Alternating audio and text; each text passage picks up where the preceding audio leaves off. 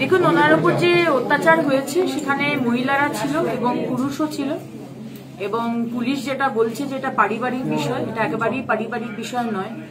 যে ভিকটিম সে বারবার বলছে যে আমি বিজেপি করি বলে আমার উপর এই আক্রমণ হয়েছে। সুতরাং পুলিশ, মমতা ব্যানার্জির পুলিশ যদি নিজের মতো করে গল্প বানিয়ে দেয়, আমরা গল্পের বইতে শুনেছি গল্পের গরু গাছে ওঠে, কিন্তু পশ্চিমবঙ্গে গল্পের গরু নবান্নে ওঠে। নবান্নেতে গল্প তৈরি হয় এবং সেই গল্প নিচে নামে। তো সেই গল্প যদি মমতা ব্যানার্জি ভাবেন যে ওপর থেকে গল্পটা ক্রিয়েট করে পুলিশের মধ্যে দিয়ে ন্যারেটিভ ক্রিয়েট করে বাজারে ছড়িয়ে দেবে, সেটা আমরা হতে দেব না। এখানে তাকে বিবস্ত্র করা হয়েছে, একমাত্র তার কারণ হচ্ছে তিনি অত্যন্ত সক্রিয়। আপনারা শুনলেন বিজেপি মাইনরিটি মোর্চার উনি একজন কার্যকর্তা, এবং তাকে বিবস্ত্র করে তাকে মারধর করা হয়েছে। তার জামা কাপড় কাঁচি দিয়ে কেটে পুকুরে ফেলে দেওয়া হয়েছে। সুতরাং এর তো নন বেলেবল সেকশন দেওয়া উচিত ছিল। পুলিশ এখানে বেলেবল সেকশন দিয়েছে। পুলিশ ভিকটিমের কাছ থেকে কোনো এই নেয়নি, কি বলে ওটাকে, মানে বয়ানই নেয়নি, স্টেটমেন্টই নেয়নি। তার মায়ের কাছ থেকে নিয়েছে, তার ছেলের কাছ থেকে নিয়েছে, তার বাবার কাছ থেকে নিয়েছে, আর যার উপর অত্যাচারটা হলো তার কাছ থেকেই নেয়নি। আর তার কাছ থেকে না নিয়ে নিজের মতো করে ধারা দিয়ে দিচ্ছেন। কোথাকার নিয়ম, কোথাকার আইপিসি, কোথাকার সংবিধান? এই সমস্ত মমতা ব্যানার্জির আলাদা করে ক্রিয়েট করা সংবিধান, এটা ভারতবর্ষের আইন নয়। সুতরাং আমরা আগেও বলেছি, আমাদের সম্মানীয় রাজ্য সভাপতি সুকান্ত মজুমদার এখনই কথা বলেছেন, ভিকটিমের সাথে চিকিৎসার দিক থেকে যা যা দরকার আমাদের সম্মানীয় এমএলএ এবং প্রেসিডেন্টকে বলা হয়েছে। আমাদের সম্মানীয় এমপি ডক্টর জয়ন্ত রায় এখানে পৌঁছেছেন, আমাদের এমএলএ শিখাদি পৌঁছেছেন, মালতীদি তো রয়েছেন। আমরা আমাদের রাজ্য সভাপতি বলেছেন যা যা করা দরকার আমরা সেটা করব। আদালতের দিক থেকে যা যা করা দরকার, চিকিৎসার দিক থেকে যা যা করা দরকার, উই উইল ডু দ্যাট। এবং আমরা এর শেষ দেখে ছাড়ব। এইভাবে চলতে পারে না। মমতা ব্যানার্জি মুখ্যমন্ত্রী হওয়ার আগে ফেলিনি বসাক, চম্পলা সর্দার সবাই মহিলাদেরকে ইউজ করে করে রাইটার্স বিল্ডিং এ জ্যোতিবাবুর ঘরের সামনে বসে নাটক করে মহিলাদের ব্যবহার করে সিঁড়ি হিসেবে ব্যবহার করে মুখ্যমন্ত্রী হবেন।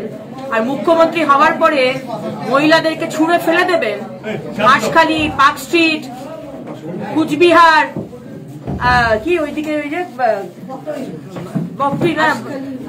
সারা মানে জলপাইগুড়ি, কালিয়াচক, কালিয়াগঞ্জ, সব জায়গায় আপনি মহিলা মুখ্যমন্ত্রী হয়ে মানে মহিলাদের কোন রকম বিচার নেই, কোন রকম এফআইআর নয়, কোন রকম কিছু নয়। আর হাতরাস হোক টিম পাঠিয়ে দাও, উন্নাও হোক টিম পাঠিয়ে দাও, মণিপুর হোক টিম পাঠিয়ে দাও। মোমবাতি নিয়ে দোকানে মোমবাতি কিনতে পাওয়া যাবে না, মোমবাতি নিয়ে সব বেরিয়ে যাও রাস্তায়। আর এ কি বাংলার মেয়ে নয়? আমাদের এই বোন কি বাংলার মেয়ে নয়? বিজেপি করছে বলে কি মাথা কিনে নিয়েছেন? বিজেপি করছে বলে কোনো মানে যা কিছু তাই করবেন?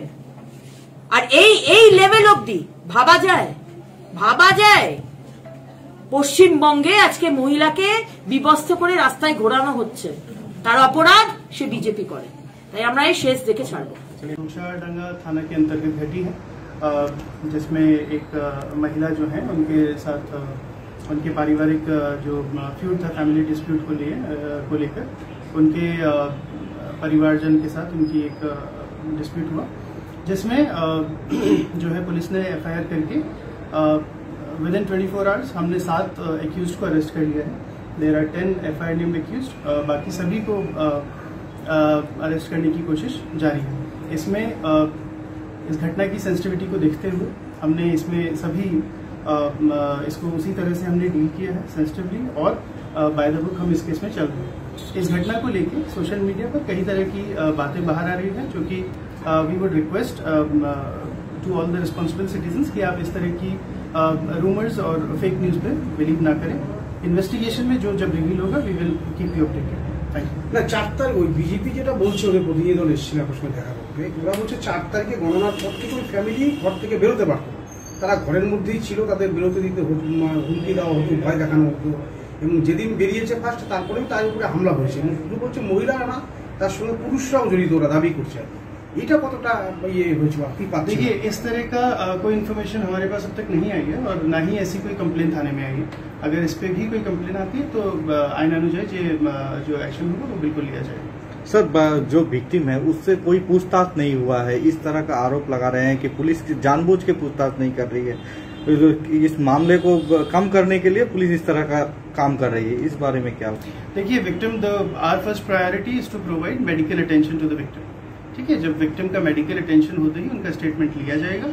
जो भी मैंने आपको पहले भी अश्योर किया है, जो भी कानूनी कार्रवाई है प्रॉपर तरीके से इस मामले में की जाएगी, लेकिन इसमें किसी भी तरह का कम्युनल या पॉलिटिकल कलर ऐड करके इसको फेक न्यूज में कन्वर्ट करके जो रूमर फैलाया जा रहा है, आप उस पर भरोसा ना करें।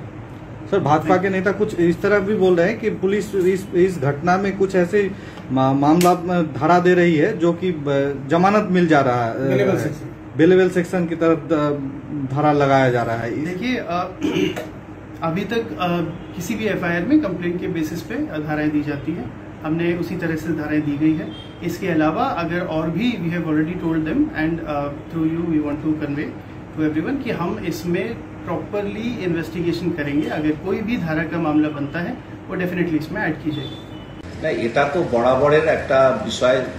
বিজেপির ক্ষেত্রে যে কোনো ঘটনাকে তারা সিবিআই তদন্ত বা হাইকোর্টে তারা এই ধরনের মামলা করে।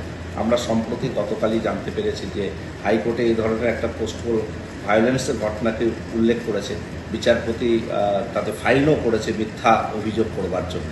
তো বিভিন্ন কি বিষয় রয়েছে আগামী দিনে স্পষ্ট হবে, তবে এটুকু বলতে পারি এর সঙ্গে রাজনীতির কোনো যোগ নেই, এটা নিতান্তই একটা পারিবারিক বিষয়।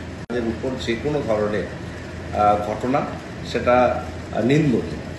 এক্ষেত্রে কি ঘটেছে পুলিশ আরও ইনভেস্টিগেশন করে স্পষ্ট হবে, তবে আমরা যতটুকু জানতে পেরেছি এর সঙ্গে রাজনীতির বিন্দু মাত্র যোগ নেই এবং পুলিশ তৎক্ষণাৎ ব্যবস্থা গ্রহণ করেছে। যারা যারা এই ঘটনার সঙ্গে যুক্ত তাদেরকে অ্যারেস্ট করেছে এবং তার মধ্যে 3 জনই মহিলা এবং 1 জন পুরুষ, যিনি নাকি ছবিটা তুলেছেন আমরা পুলিশ সূত্রে যেটা জানতে পেরেছি।